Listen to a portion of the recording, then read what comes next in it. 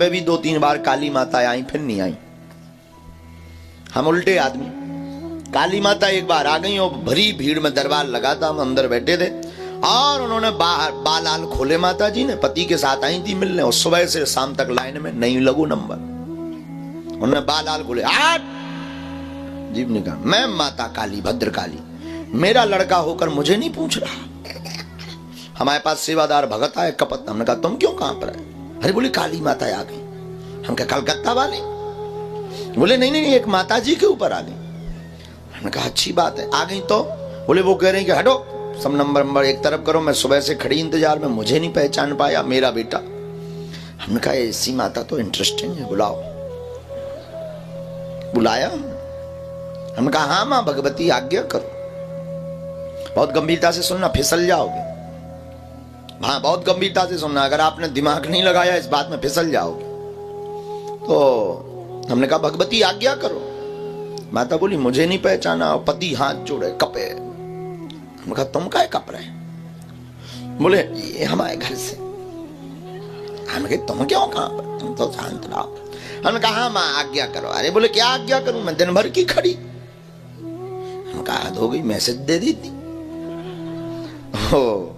पति ने कहा वो मैसेज कैसे दे देते? हमके मैसेज का मतलब अगर शक्तिवान है तो इनके पास कोई शक्तियां हैं तो हमारे पास जो गुरु कृपा है उनको मैसेज दे दो। हमारी बैल बजेगी, वाईफाई बोलेगा, कोई आया है, हम अपने आप बुलाएंगे। हमारे वाईफाई में तो कोई सिग्नल नहीं है, एकदम प्लेन बफरिंग ऊपर से हो रही। हमने कहा कोई आज्ञा नहीं है। हमने कहा माँ आप आई हो अच्छी बात है, लेकिन हम भी कम कौत की नहीं। हमने कहा भगवती माता आप पधारी, आपकी जय हो। एक काम करो, दुर्गा सप्तशती को 8वें अध्याय को एक श्लोक सुनाओ। आपकी ही तो दुर्गा। अब माता आए माए, मेरी परीक्षा लेना चाहता ये। अरे हमकी परीक्षा छोड़ो, श्लोक बताओ, श्लोक बताओ। अब माता तो आए भाई में तो और जीव लंबी है। अरे हमने कहा याद तो जीव ही लो नहीं करी है। हाँ माता तो और। तब हमने उनसे निवेदन किया, हमने कहा भगवती क्षमा करना, हम माँ की उलाहना नहीं करते, माँ हमारी पूज्य है, माँ हमारी है। कुपुत्रो जायते कुछ दपी कुमाता न भवती। पूत कपूत हो सकता परंतु माता को माता नहीं। हमने जब उन माता जी को ऐसी ललकार लगाई, माता जी शांत हो गई। इससे फिर जो है हमने रात को अपने गुरुजी को यही प्रश्न किया कि आज जो है गुरुजी मतलब सन्यासी बाबा, अब वो दिखते तो है नहीं, पूजा में दीपक कीपक हमने रखा तो जो हम विधान करते हैं। हमने बालाजी को प्रणाम करके मंदिर पे गए। हमने कहा आज बड़ी कौतुक की बात है, आज हम डर गए। हम भी डर गए थे क्योंकि पहली बार ऐसी माता आई थी। अभी तो खप्पर मांगे सीधो। हम कहीं हमारी रो मूड दिखा रहे हैं, कहूँ संग में ना हमारे रूखू नहीं संभल ले भेजे। अब पराए घरे नहीं गए अब तो जे हमने अपने गुरुजी से पूछा। हमने कहा गुरुजी ये माताओं का शरीर पर आना क्या है? बोले प्रायः कोई भी देवी किसी भी शरीर पर नहीं आती।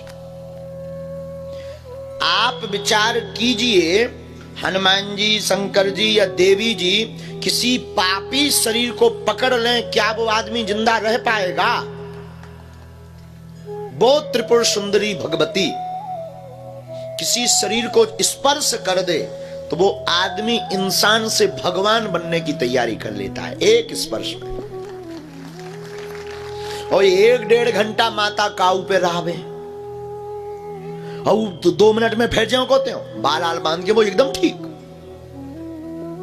तो बताओ उसकी शरीर की क्या दशा। जैसे कई बार हम सरकार के सामने सेवा कर, हम दरबार में जाते हैं, ये बच्चे हमसे कहने लगते कि आप थक क्यों जाते हैं? अब उन्हें क्या बताएं, दरबार में एक किंचित मात्र किंकारी, किंचित बहुत छोटी सी किंकारी।